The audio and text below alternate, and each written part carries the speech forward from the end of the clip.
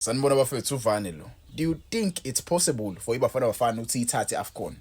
Do you think it's possible? Mina ngokwami I think iBafana Bafana izoyithatha AFCON. Look at the squad esinaso currently. Mwasubheke isquad esinaso currently nebrand yebhola abadlalayo. Yes, abanye banalo ukulijudge ibhola abadlalayo, but look at the players we do have and look at the players we can possibly get to play for iBafana Bafana. I think AFCON izozala eSouth Africa. AFCON sobuya nayo size la eSouth Africa. Mwazi ubheke kwi-group yethu esiyodlala kwi-AFCON. Siyodlala against iAngola, sidlala against Egypt, sidlala against iZimbabwe. We've played against iZimbabwe. iZimbabwe bafethu. iZimbabwe sizoyishaya. iZimbabwe sizoyishaya.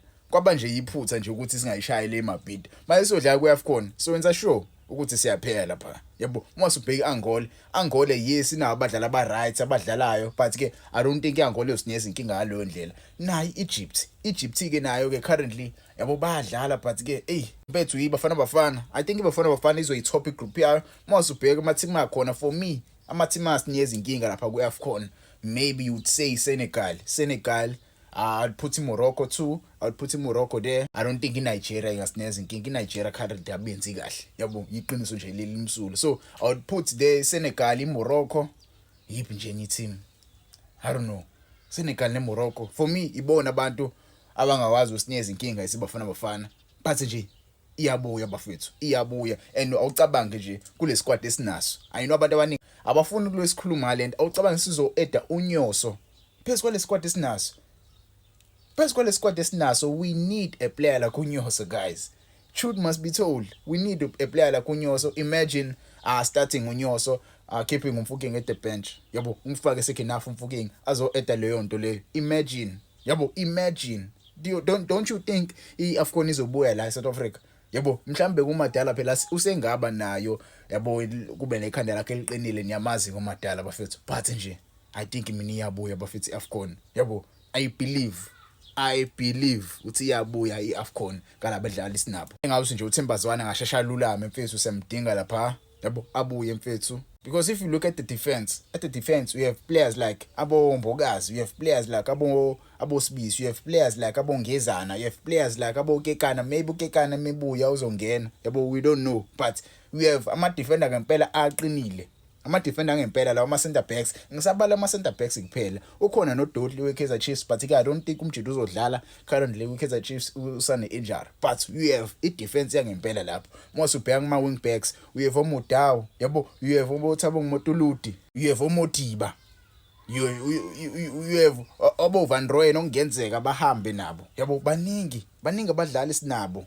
Baningi abadlali abayi-quality esinabo. You have aboMonyane nabo abajwayele ukubizwa. Do you see the quality of players esinabo? Don't you think it's possible right now? Don't you think this is the golden generation of iBafana Bafana? For me, I think this is the golden generation ezosilethela yabo injabulo eziBafana Bafana.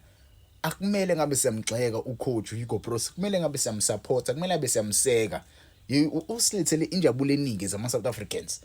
It's like asikuboni logo.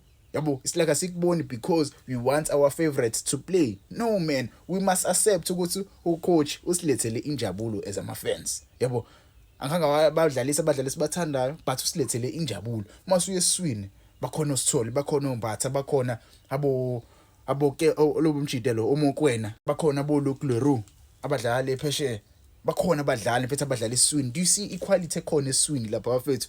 Obhasi iqwembe, yabo. Obhasi wehlisile obhasi, but bakhona abanye abadlali asengabalanda abadlala pheswini. Sinabo abadlali la kwi-Betway Premiership abasengakhava lapha. Yabo, angifuni ukwabala ama-wingers. Angifuni nje ukwabala ama-wingers. Yabo nje kwi-right winger khona bo unkota bafethu. Khona lomjida lo Tsepa Moremi. Ukhona mfethu Elias Mokwana. Ka left khona uMfokeng. Ukhona osuna police. Thembi Nkosi Lodge. Hayibo.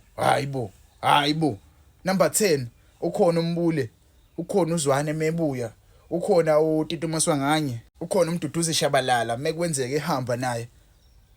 Bafethu sinabo abadlali. Inkinga ke engikhala ngayo kakhulu ilapha phambili, striker.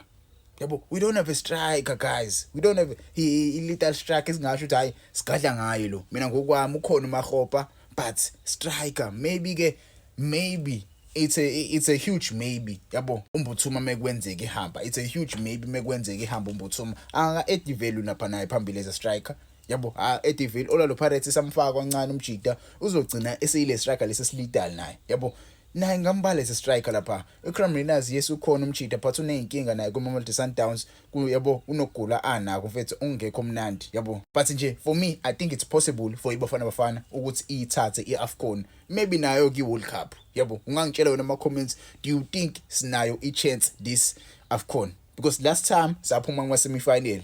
Why yini engastoppa right now ukuthi sifike kwi-final siyithathe? Yini engastoppa? Ama-host nations, I don't think ama-host nations asinezi inkinga ngaleyo ndlela nawo phela. Hawu sawashaya kabili.